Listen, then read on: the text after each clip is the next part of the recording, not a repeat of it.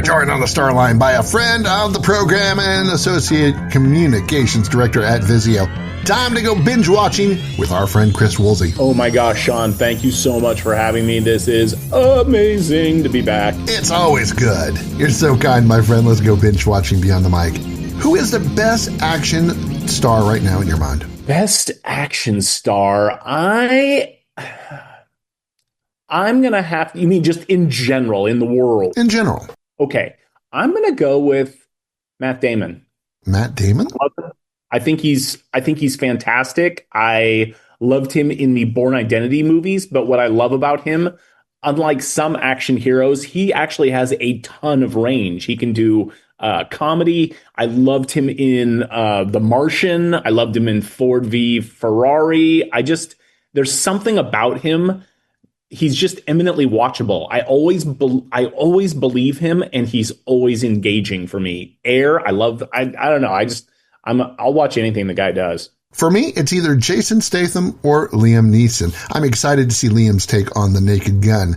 But do you have anything from either of these two this month? We have some great ones. One of my all-time favorite movies, we have Jason Statham in Snatch, which was one of his earlier films, directed by Guy Ritchie, who also wrote and directed one of my favorite movies, Lock, Stock, and Two Smoking Barrels. I think he really crushes the caper genre in this movie. I cannot say enough good things about it. It has action, it has comedy, it has spectacular art design.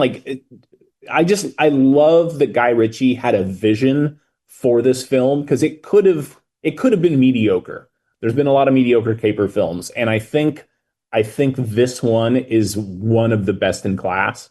I watched it 2 weeks ago, before I even knew we were promoting it this month, because I love this movie. I love Guy Ritchie with his take on Sherlock Holmes. He's an incredible director. Yep, absolutely. And then for Liam Neeson, we have a fun kind of underworld crime movie called Run All Night. And it's very fun, but it's a lot darker than Snatch. Yeah, it's got intrigue.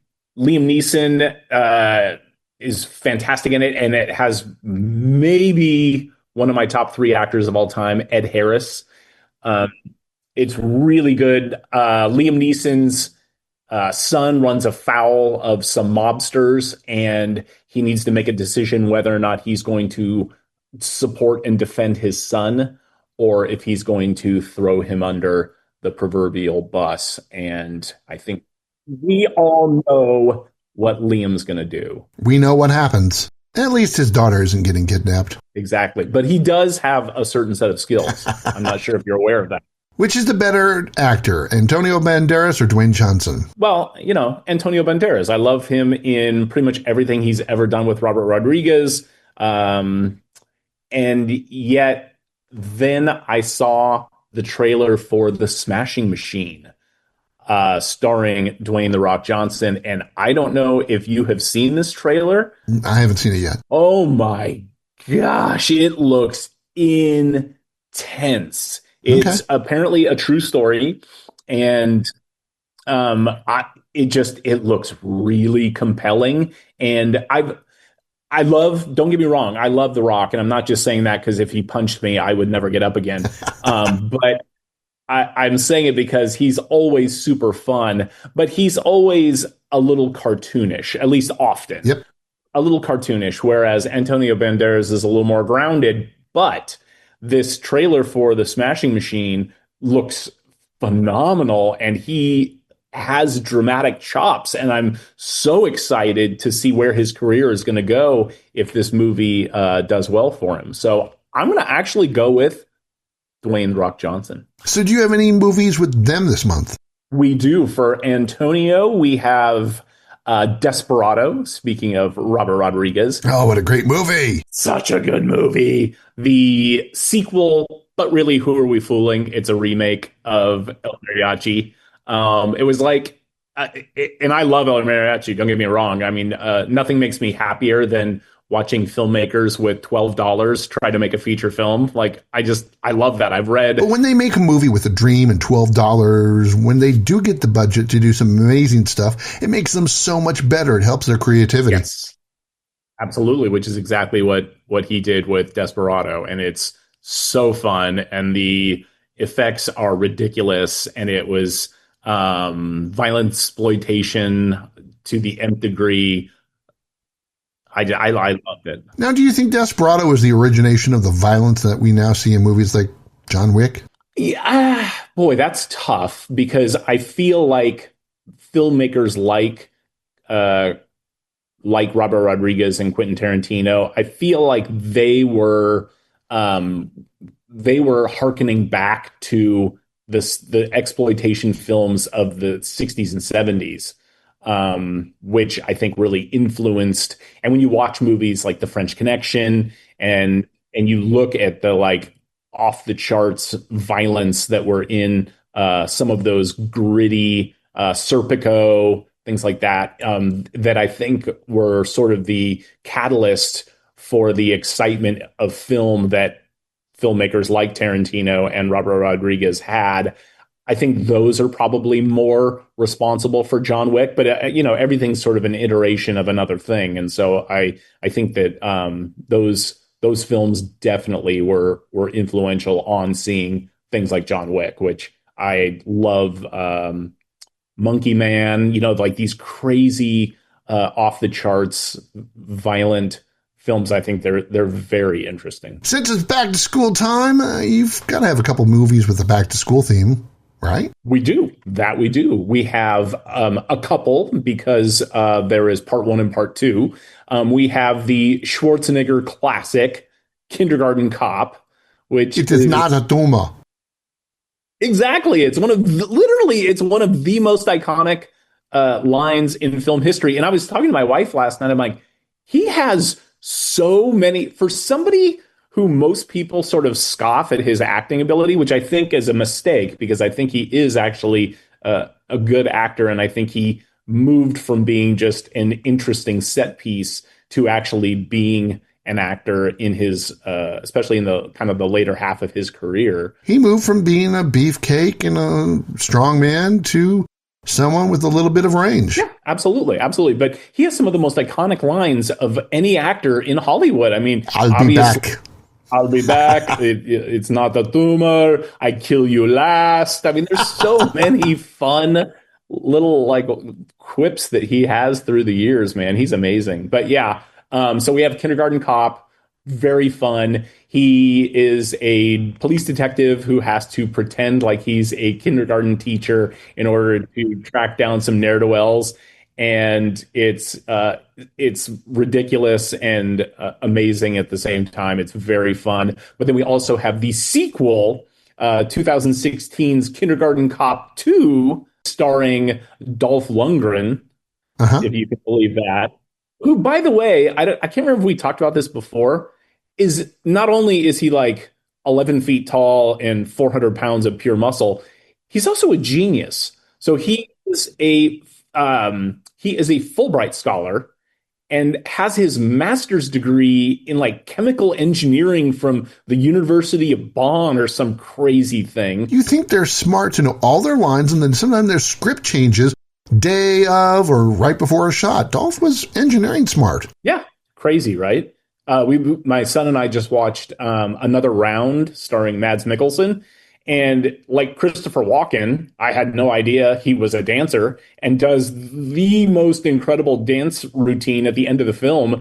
And I looked it up, and of course, he, for like 6 or 8 years before he became a working actor, he was a working dancer and went to dance school and all of that. So highly trained, way smarter than I am. You're talented, my friend. Thank you. I feel like my mom's in the room going, you have got a great personality. Binge watching with our friend Chris Woolsey from Vizio.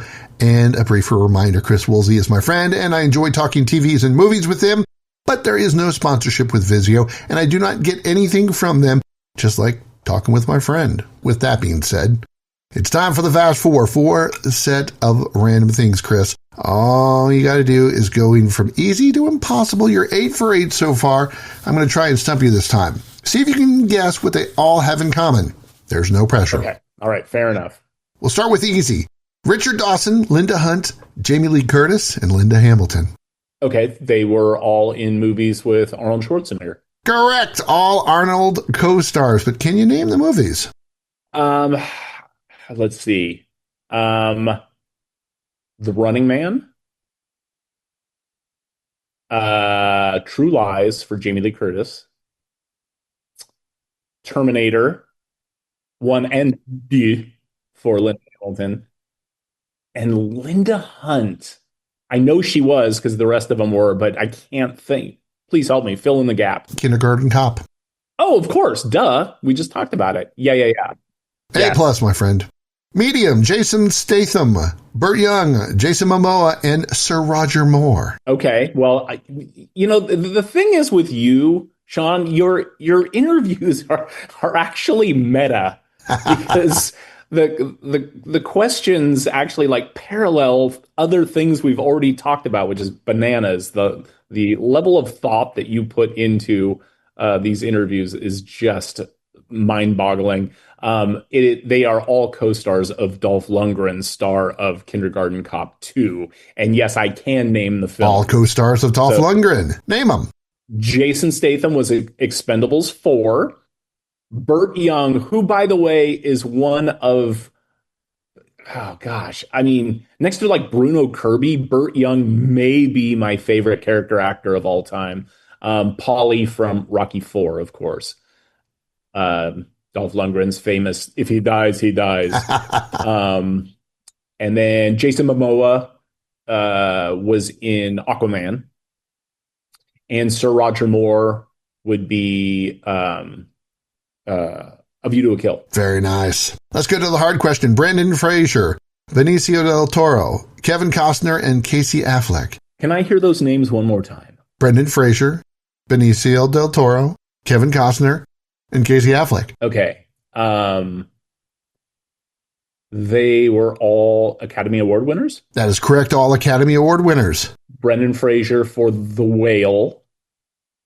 Benicio del Toro, he won 2 for Best Supporting Actor for Traffic and 21 Grams. How about Costner?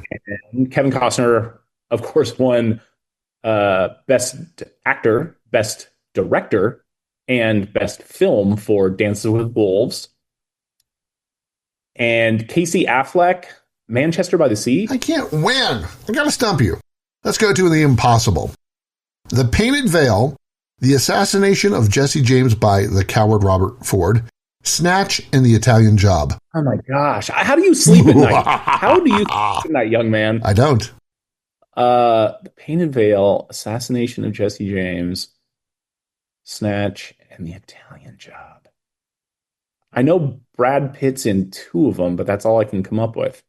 I don't know. You stumped me. All actors, since you forgot. Oh, they all have actors who have played with Ed Norton? All actors who were in Fight Club.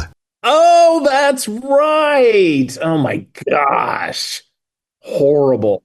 I finally stumped him. They really are on a large scale. But try to beat Chris Woolsey in trivia at your own risk, friends.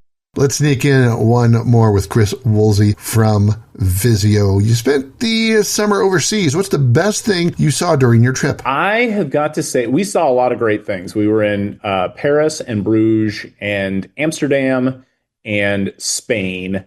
And while Paris is one of my favorite cities in the world, just so much to see, and Spain was very special because I got to hang out with my beautiful sister and my amazing brother-in-law in a village with 70 people. I have to say the visit to the Corrie ten Boom house was probably the most impactful time or event in our trip. I don't know if you've read The Hiding Place, but Yep. Her family had hid Jews in during the Holocaust in their home and helped. I mean, they helped hundreds of people get to safety. And it's just when you are actually in the house and seeing how little the house is, even without the hidden room, and the bravery of that family. It's just, I mean, my wife and I were just holding back tears the entire tour, and it was beautiful and inspirational, and it fed our souls. So I would say the tour of the Corrie ten Boom house would be my favorite moment of our European adventure. Time for the impossible question with Chris Woolsey beyond the mic. Chris, if you can't watch one type of movie, what genre are you tossing out forever? Action, comedy, drama, horror, thriller, adventure, or mystery? This is hard because each of these categories have films in there that to me are precious and they're gems, and I would be sad if I couldn't watch those films. But if I, gun to my head, if I had to pick one, action, comedy, drama, horror, thriller, adventure, or mystery. You have to get rid of one forever. Boy, this is tough. I'm going to have to go with horror. Wow. While, movies like Halloween and Misery and Session 9, I adore them. But I think if there was one genre that I couldn't watch, I think I would have to go with that, just because I don't know. And it seems like horror's taken a turn now where it's so graphic that it's hard for me to watch, especially as a dad now and having teenage kids in the house. And when you look at what happens to teenagers in horror movies, often it's kind of hard for me to watch. So yeah, that'd be it. Where can people find Watch Free Plus? If they have a Vizio TV, they just need to turn it on and go to the Vizio homepage. And right there, they can click on the Watch Free Plus app icon, and it will take them to the Watch Free Plus environment where they can watch tens of thousands of free movies and TV shows. If they don't own a Vizio TV, do not despair, because all they have to do is download the free Vizio mobile app from their favorite app store, sign up for a Vizio account for free,